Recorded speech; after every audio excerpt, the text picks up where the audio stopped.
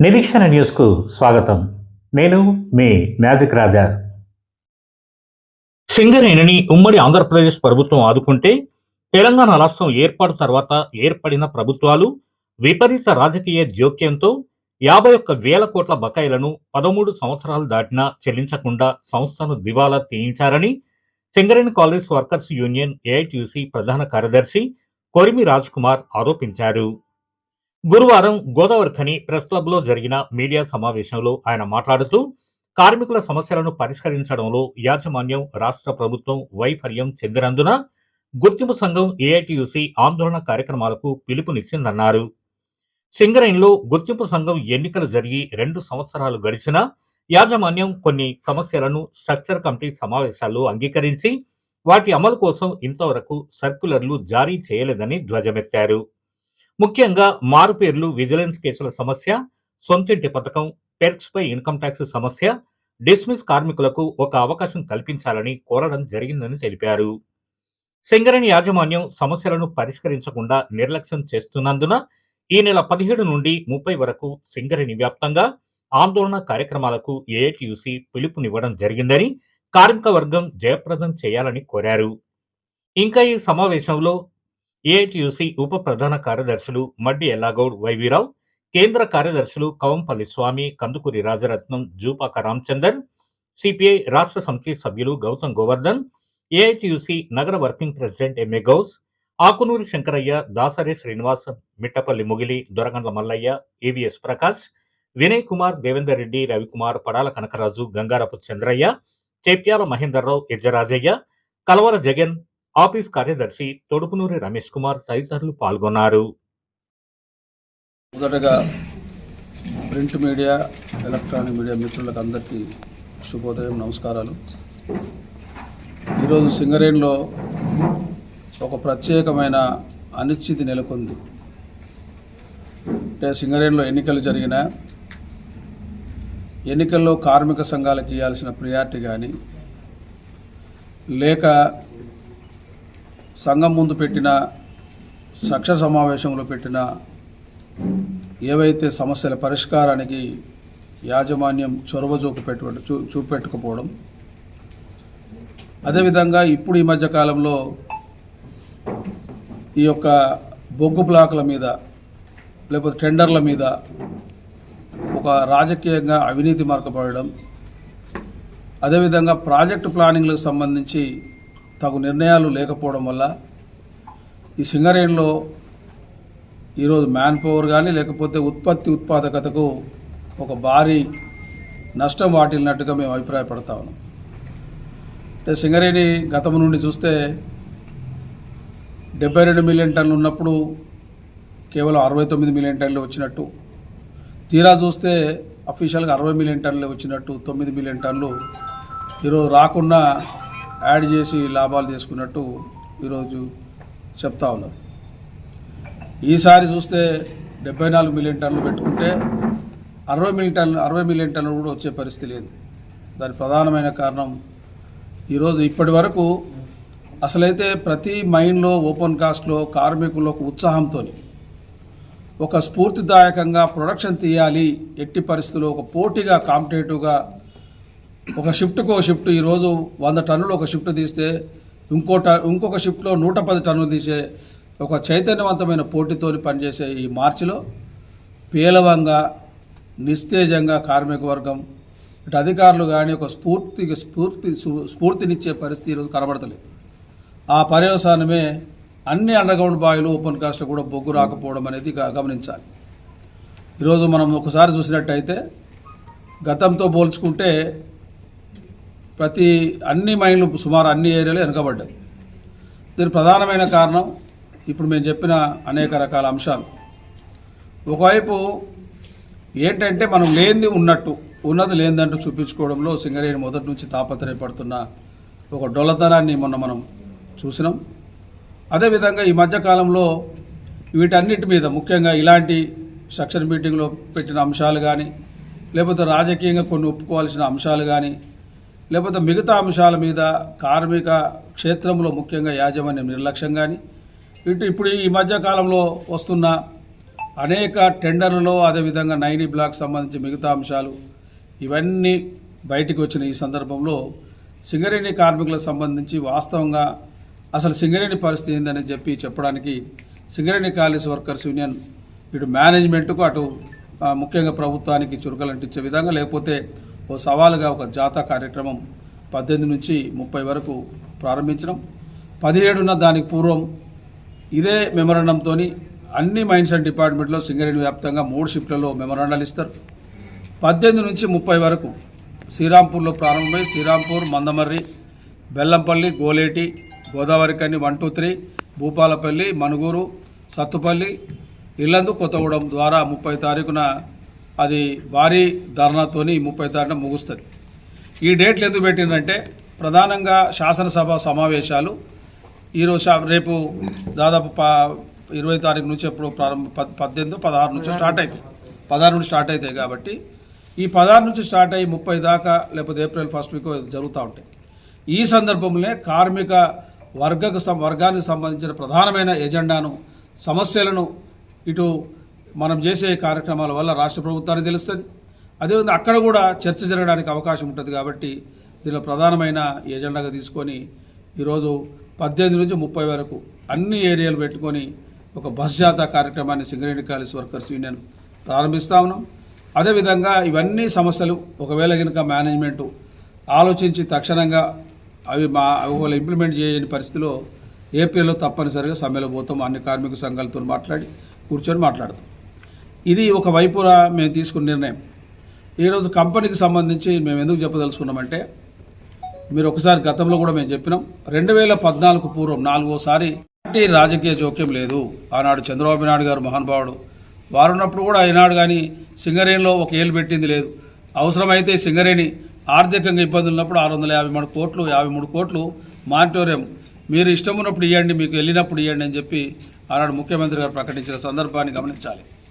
తర్వాత రాజశేఖర రెడ్డి గారు వచ్చినప్పుడు కూడా ఈ సింగరేణిలో ఎలాంటి కాంగ్రెస్ పార్టీ ఎలాంటి జోక్యం చేసుకోలేదు. కనీసం ఎవరితోని కూడా ఇది మాకు చేసి పెట్టండి అని చెప్పి ఎక్కడ అడిగిన దాఖలా లేవు.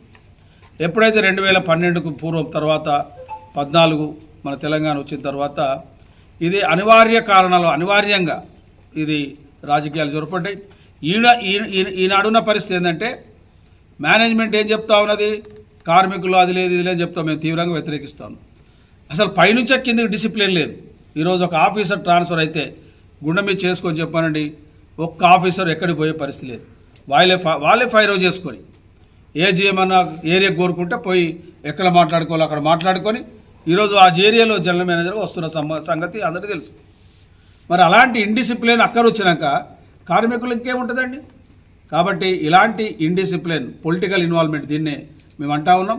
ఇది బాగా పెరిగిపోయి చివరికి షిఫ్ట్లో అండర్ మేనేజర్ కానీ ఒక మేనేజర్ కానీ ఎవరు వేస్తే అక్కడికి పోయే పరిస్థితి లేదు. వారికి అవసరం ఉన్న కాడ అవకాశం ఉన్న కాడ ఈరోజు చేస్తూ ఉన్నారు.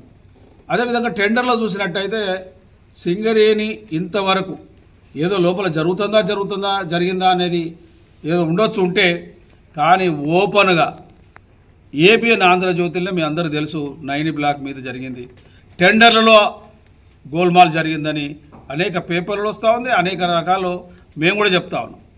వీటన్నిటి మీద న్యాయ విచారణ జరపాలని కూడా చెప్పి మేము ఈ యొక్క జాతాలో డిమాండ్ చేస్తూ ఉన్నాం. బాధ్యులైన మీద చర్యలు తీసుకోవాలి. దీని 9 బ్లాక్ మీద వచ్చిన దాని మీద మేము ఇంతవరకు మనం గొప్పలు చెప్తా ఉన్నాం. 9 బ్లాక్ ఒరిస్సాలో ప్రారంభించి దాదాపు 2 ఏళ్ళు అయింది. బొగ్గ ఇచ్చింది. దాదాపు 70,000 టన్నులు గ్రౌండ్ స్టాక్ ఉంది అక్కడ. ఇంతవరకు రైల్వే స్టైడింగ్ లేక ఒక్క టన్ను కూడా మనం ఇంతవరకు అమ్మలే. ఒక్క టన్ను మరి తీసుకొని ఏం లాభం? ఈరోజు బీజేపీ వాళ్ళు మేము చెప్తాం, నిజంగా దేశానికి ఈరోజు ఇబ్బంది సింగరేణి దానికంటే ఒకటి బొగ్గు బ్లాకులు వేయడం, రెండోది ఈరోజు బీజేపీ మొన్న కిషన్ రెడ్డి గారు వచ్చినప్పుడు కూడా స్వయంగా నేనే సింగరేణి కాలేజ్ వర్కర్స్ యూనియన్ ప్రధాన కార్యదర్శిగా నేను రిక్వెస్ట్ చేసి ఆయనకు ఒక లెటర్ కూడా ఇచ్చినాం. అయ్యా 9 బ్లాక్ అనేది ఒక ప్రెస్టీజియస్ బ్లాక్, అది చాలా లాభదాయకమైన బ్లాకు. మేము దాంట్లో ఉత్పత్తి తీసినాం. దాదాపు 70,000 టన్నులు గ్రౌండ్ స్టాక్ ఉన్నది. ఆడ మేము ట్రాన్స్పోర్ట్ చేయడానికి అక్కడ రాష్ట్ర ప్రభుత్వం కానీ అక్కడ సంబంధించిన గ్రామాలు సహకరిస్తలేదు.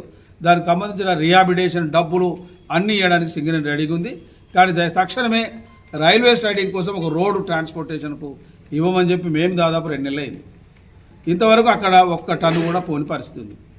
అంటే కేంద్ర ప్రభుత్వంతో లాభం లేదు, రాష్ట్ర ప్రభుత్వం మీకు తెలుసుగా ఉన్నది ఉన్నట్టుగా లేనిది లేనట్టుగా ఈరోజు ఎంత ఇన్వాల్వ్ కావాలో అంత ఇన్వాల్వ్ అయ్యే పరిస్థితి ఉన్నది. అందుకనే వీటన్నిటినీ అదేవిధంగా ఈ జాతరలో ప్రధానమైన అంశం ఆర్థికంగా ఇబ్బందులు ఉన్నాయి. సింగరేణికి ఇప్పటికే 51,000 కోట్ల రూపాయలు ఈ ప్రభుత్వం బాకీ ఉన్నది. 51,000 కోట్ల రూపాయలు బాకీ ఉన్నది. మేమేమో అప్పులు తెస్తూ ఉన్నారు బ్యాంకుల నుంచి ఓవర్ డ్రాఫ్ట్లు. మరి వాటికి వడ్డీ కట్టాలి, వీటికి ఎవరు వడ్డీ ఇచ్చే పరిస్థితి లేదు. కాబట్టి ఇవి కూడా మనకు నిజంగా అవి రిటర్న్ తేవాలి, మన డబ్బులు మనకి ఇవ్వాలి. అదేవిధంగా అనేక చిన్న చిన్న సమస్యలు ఈనాడు చిన్న చిన్న సమస్యలు అంటే ఏంటిది? ఉదాహరణకు ఇప్పుడు మెడికల్ బోర్డు ఎవరి చేతులు ఉందండి? కంపెనీ చేతులు. కానీ ఏమంటారు? మేము మాట్లాడాలి ప్రభుత్వంతో అంటా ఉన్నాం.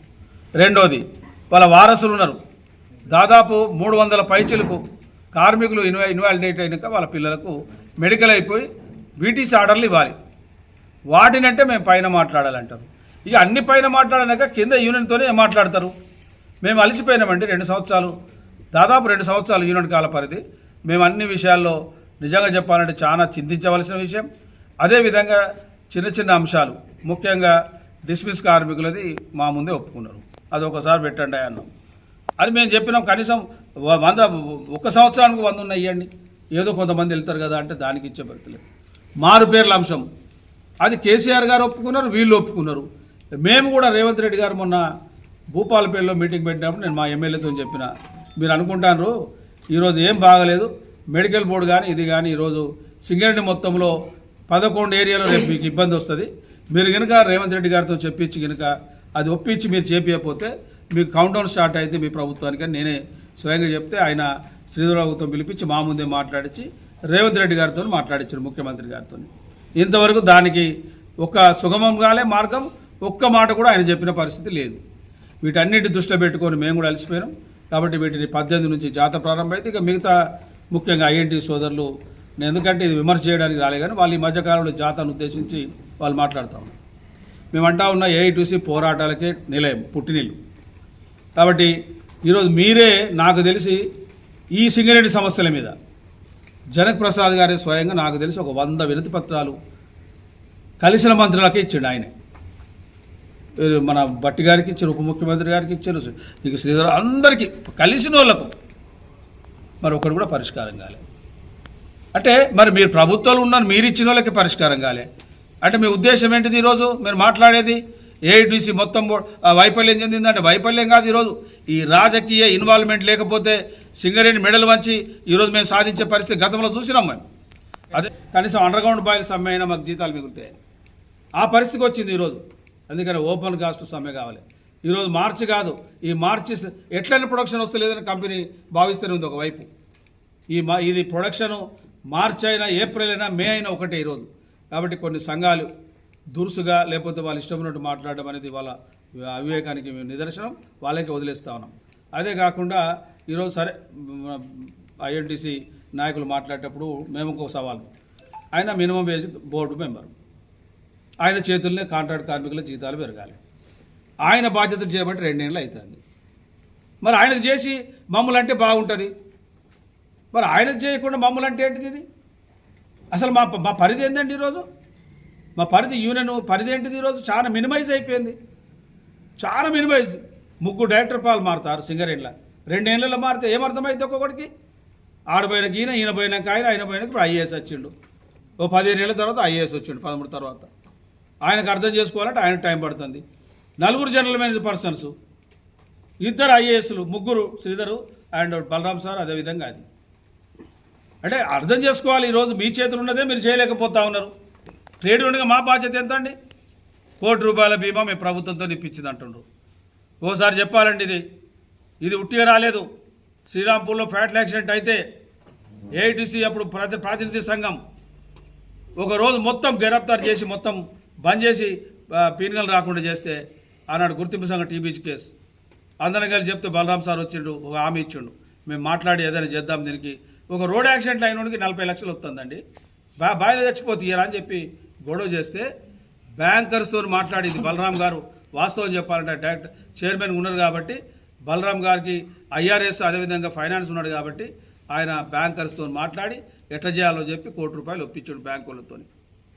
ఈయన ఇప్పుడు ఆయన జగన్ప్రసాద్ గారు చెప్తారు ₹1,00,00,000 ప్రభుత్వం ఇప్పించింది అంటారు. మేమేం చెప్తాం? ఈరోజు ప్రభుత్వం కాదు, ఈరోజు బ్యాంకర్స్ ఇచ్చిండ్రు చిన్న చిన్న చీప్ ట్రిక్స్తోని ఏఐటీసీని బదనాం చేయాలని ప్రయత్నం చేస్తూ ఉన్నారు.